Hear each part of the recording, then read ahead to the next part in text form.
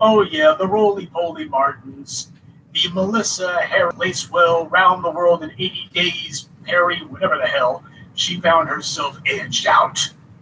Some of them just found themselves kicked out. Shout out Tamron Hall. And then you have a few who basically are like that house guest that doesn't go away. This is where Van Jones comes in. Oh yeah, this guy has been the poster boy for being a broken buck, crying. Ooh, yeah, this is an idiot who was auditioning to beat the band. You don't get out there doing the most like he was unless you clearly are trying to figure out, is there some white person with money, preferably one who owns some TV station, who I can get to notice this because God knows I need a job. Dick Gregory pointed out that you can't call yourself a real deal white man unless you've got at least 10 or $20 million. Well, this is where men like Jeff Bezos, one of, if not the richest man on the planet, comes in.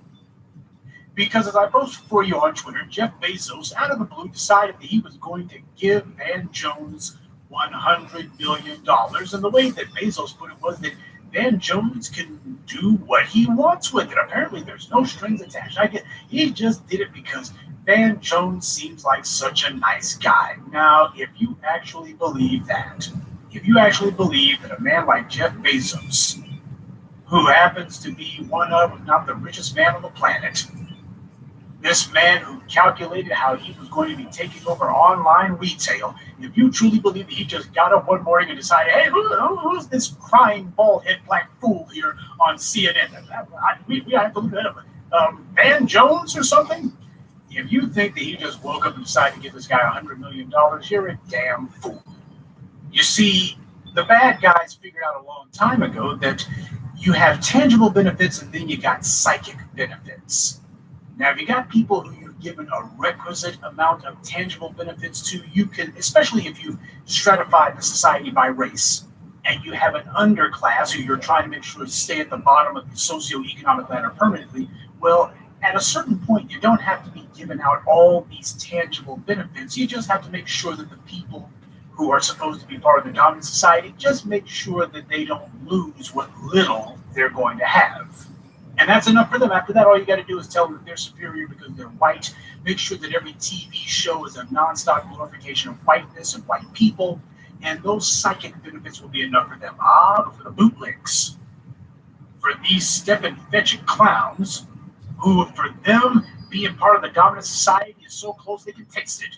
Well, in their case, these guys are so thirsty for just a pat on the head from NASA. Why? All you got to do is take some hand-picked bootlick and give him a little bit of money, and man, you'll have every doggone sellout moron from Long Beach to Palm Beach to Coney Island lined up and ready to kill their own mother or every black person in their neighborhood just to see if they can get a couple of dimes too.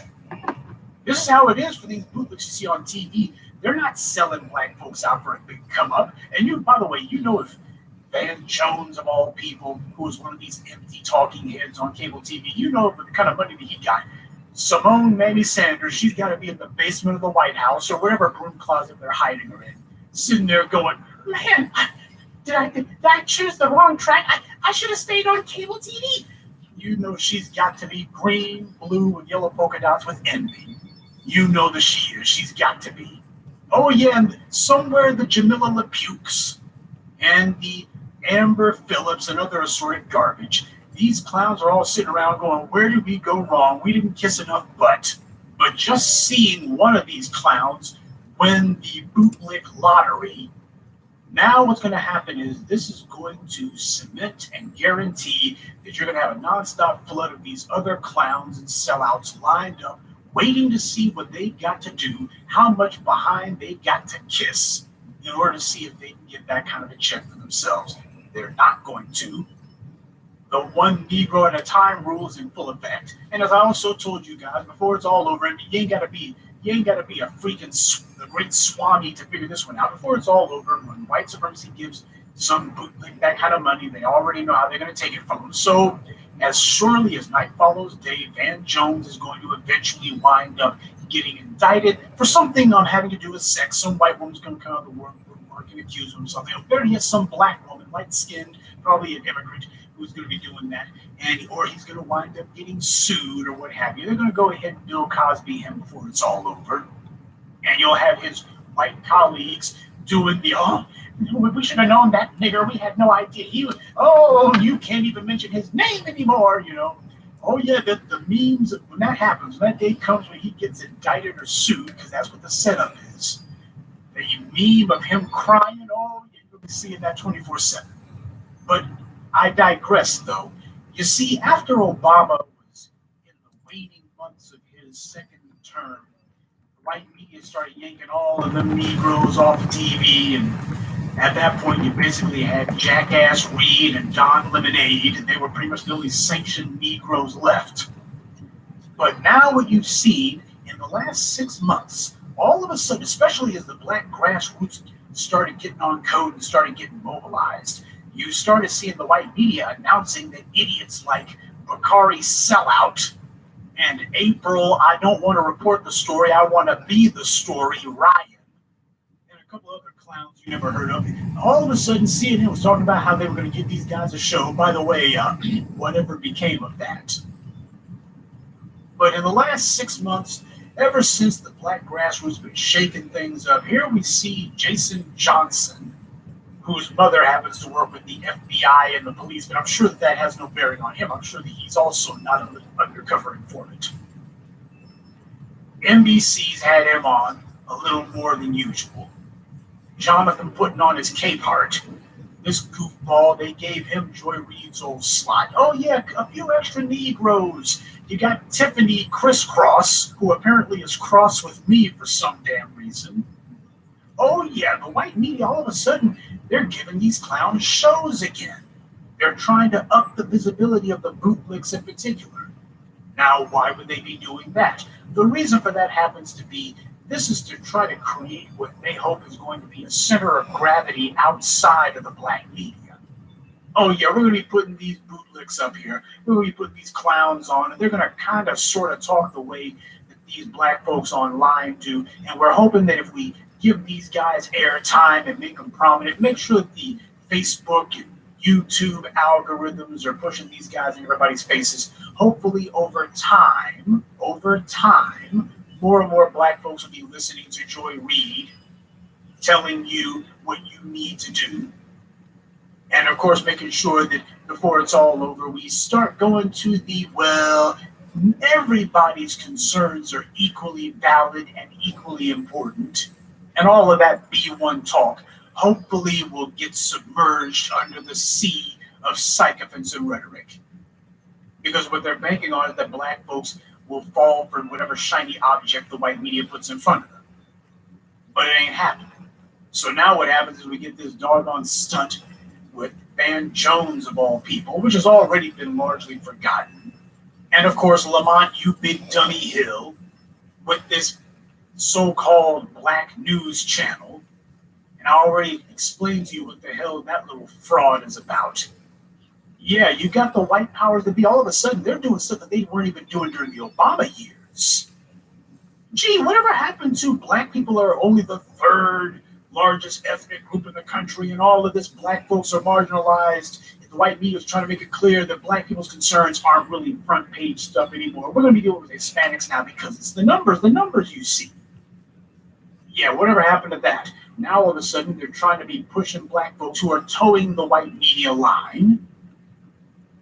And we're seeing them aggressively pushing these people at us and doing little stunts like this $100 million nonsense in the hopes that they can incentivize black people to get off their square. But the real target is you. Too many of you are listening to us. But don't let this thing with Van Jones fool you at all. Before it's all over, you're going to have the IRS on him, or you're going to have him dragged into some sort of sexual assault accusation or sued under the same. It's always going to be something having to do with sex, and preferably with a white woman. But if they can't find a white woman in particular, just any black woman, preferably of immigrant origins, they can find will fill the bill. So we already know how things are going to go with Van Jones before it's all over. But he wasn't the only one that the white media was deciding that they wanted to give a little bit of ink to. Charlamagne the fraud, the dog, the golf, Well, Charlamagne's that loudmouth clown who has a little sideshow radio hustle in New York. Apparently, Stephen Colbert has decided to give him a gig, but it wasn't some spontaneous thing. It didn't just come out of nowhere. Apparently, even Charlamagne had to admit that, well, for a while, we've had some folks in the white media who've been trying to prop me up. Yeah. So when you see this guy on MSNBC and such, that was because they were trying to basically legitimize him and give him some sort of credentials. Oh, yeah, this guy you never had on before and whose opinion you didn't care about. Now all of a sudden you care about his opinion. Stephen Colbert, who, by the way, has made his fair share of Cosby jokes, by the way, but apparently he's the one who's going to be pushing Charlamagne's little show that's supposed to be on Comedy Central. Now, there's some black woman whose name escapes me at the moment, but you guys have probably seen her. I think she's like basically on Comedy Central too, I think. I don't really watch a lot of that cable stuff, so you'll have to forgive me. But there's like some other black woman who I don't know if she's trying to be the next Tiffany Haddish or what have you, but you've probably seen her. And this seems to be more of the same.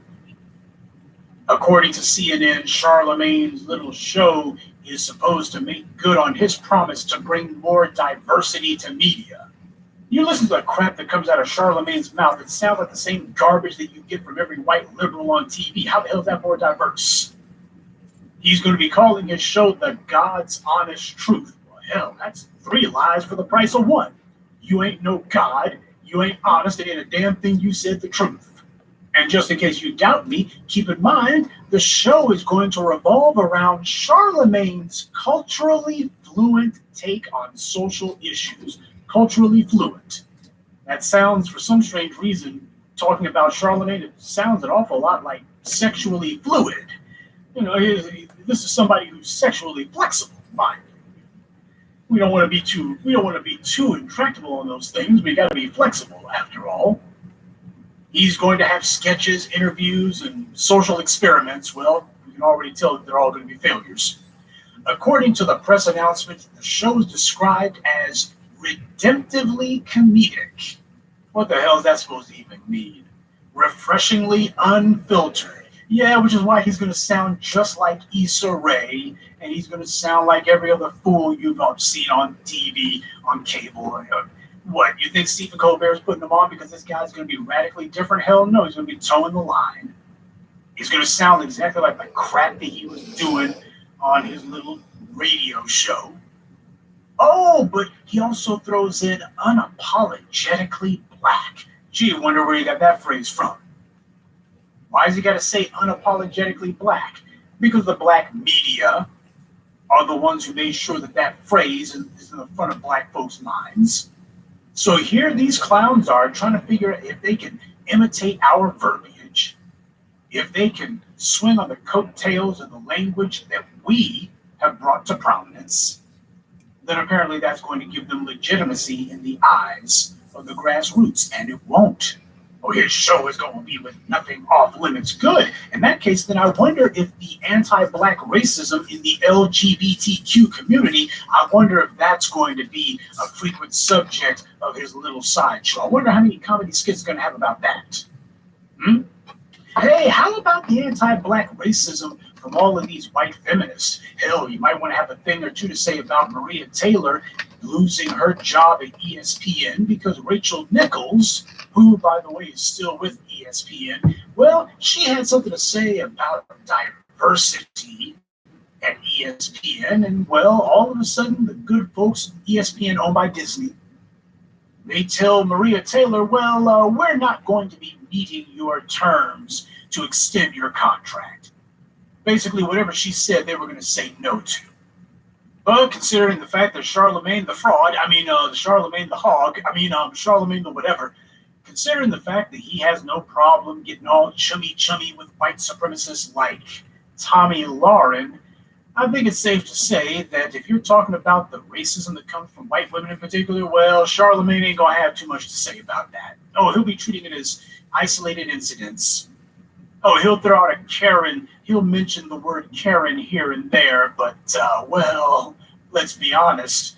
When it comes to white women being racist against black folks, Charlemagne's not going to say that it's off limits. Instead, it's going to be just very limited. But in the aggregate, this is a good thing. It's a good thing because what it shows is the white media understands that these Negroes who they've had, who are supposed to be speaking for the streets, supposed to be speaking for the grassroots are increasingly tuning them out and ignoring them. And because white supremacy cannot change its program, because it cannot change its agenda and what it's doing, they're going to keep doing the same thing, just more of it. So what happens is we got to give Charlamagne a more high-profile gig. We got to get him in front of more eyeballs. The only thing it's going to do is to incentivize the Issa Rays and the roly-polies, but it's not going to move the needle with the grassroots. Because nobody looks at Charlamagne and goes, that's who I want to be. Nobody looks at him and says, yeah, that's a guy who is 10 toes in the game when it comes to being real. Nobody looks at Charlamagne and says, this guy is on code, on point, and this is somebody we should emulate. Charlamagne is the epitome of the unthreatening black male. All you got to do is put him in a dress and this static portrait of emasculation would be complete. Don't be surprised when that happens. Now that this guy is on camera, don't be surprised when he's running around in a dress before too long. They got him wearing a wig and some lipstick, because you know it's coming. I can see the comedy skit now. Charlamagne, Lil Nas X, and Kid Cudi doing a freaking trio together. I mean, this stuff practically writes itself as far as comedy goes, though I don't think anybody with any sense will be laughing. Granted, this guy is a joke, but not a very funny one. See, the bootlick doesn't have any other marketable skills other than kissing white supremacists behind, so that's what they do. But as we saw with Joy Reid, well, they'll go ahead and let you know that just in case you get the idea that you're in charge of something, that you got some sort of power, we're going to show you just how powerless you really are. And when we get ready to dump you, we're going to make it where you are completely and thoroughly radioactive. Nobody will touch you in a million years. That's the pattern, plays itself out every time, and yet the bootlicks never seem to learn. They got it all figured out. See, they're smarter than everyone else. Everybody else was just doing something wrong. These guys, they have figured out how to navigate their way through this white world, you see, because they're so smart. But of course, as we all understand, when white supremacy puts one of these Negroes on, or at least pretends to, they already know exactly how they're going to usher you out the door when the time comes, and the time always comes.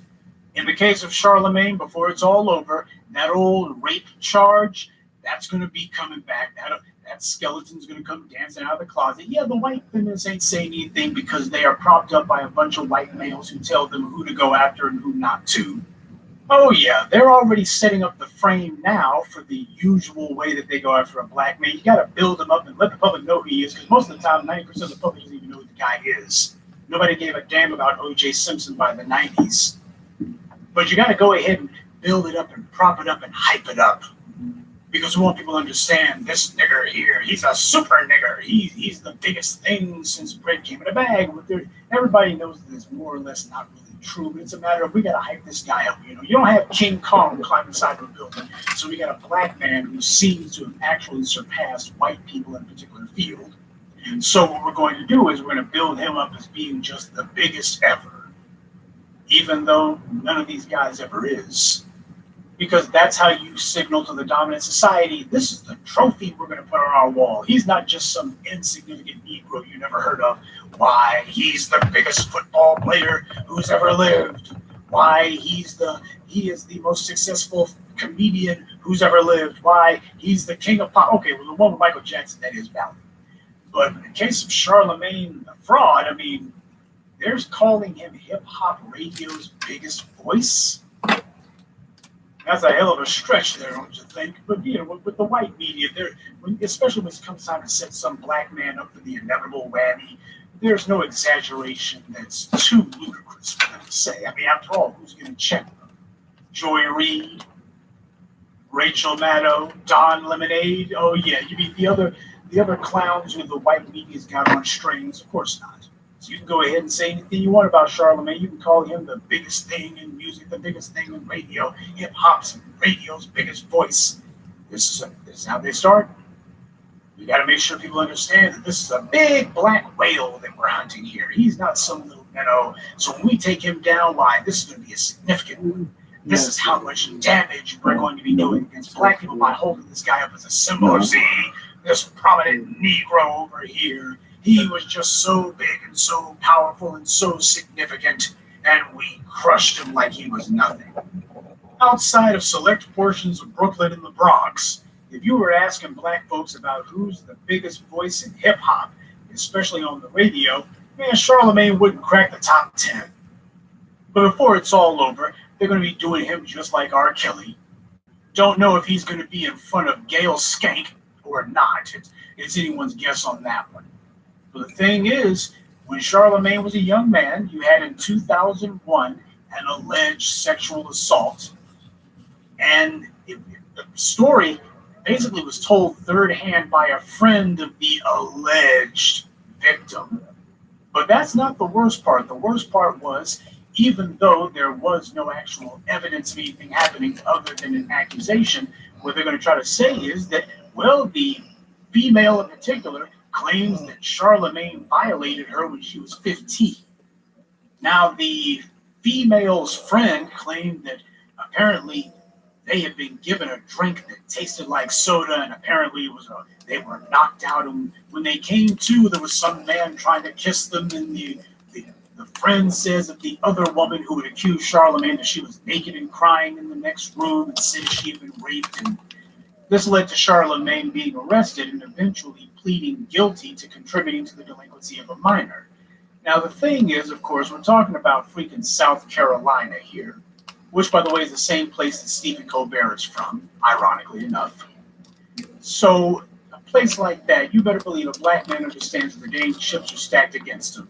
And it's one of those cases of no matter how innocent you may be, it's a matter of what the hell do I have to do to get the hell away from some sort of rape charge. So you're going to be sitting here pleading no matter how little evidence they have, because all the prosecutors got to do is make it clear, nigger, I'm going to make sure you get put in front of an all-white jury. We're going to make sure ain't no black folks on that jury. You going to prison, nigger.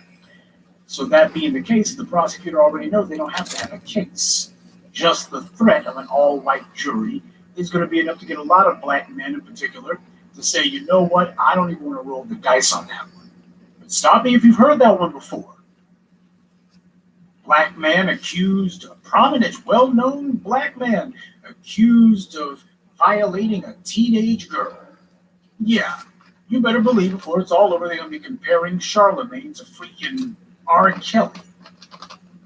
Evidence be damned. They don't care what the actual evidence is, but all those white feminists, all the Me Too's, all of the Time's Ups, they're not saying anything right now. And that's because they're waiting until the time is right, when they get the go-ahead.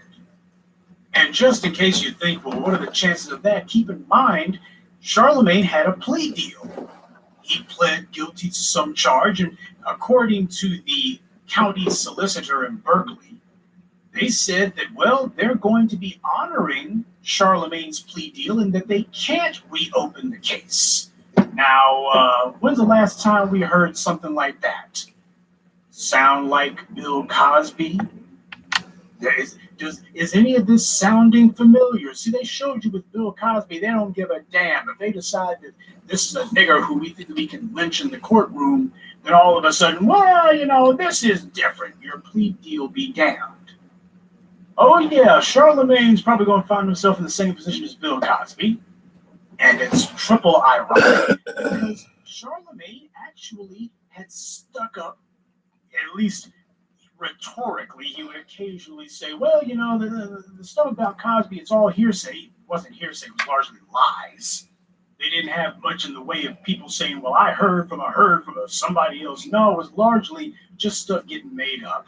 Complete crap out of whole cloth.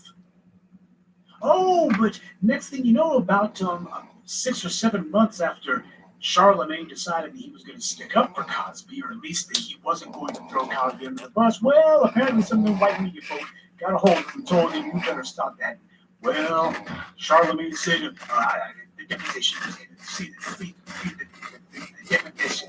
The deposition was with it. Oh, after the deposition, when I found out about the deposition, that was enough for me. I can't defeat this guy. I can't defeat this guy.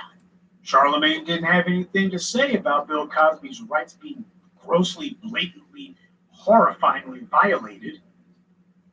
Oh, we had the DA gave a declaration that there would be no criminal prosecution ever.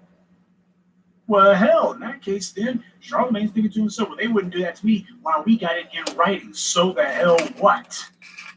I'm not saying that I hope that happens to him. Believe it or not, I have no issue. I have absolutely no interest in seeing any black person, particularly black men who get targeted the most, thrown in prison, chewed up by white supremacy. But the problem happens to be Charlamagne has worked to empower the very white forces that railroaded Bill Cosby.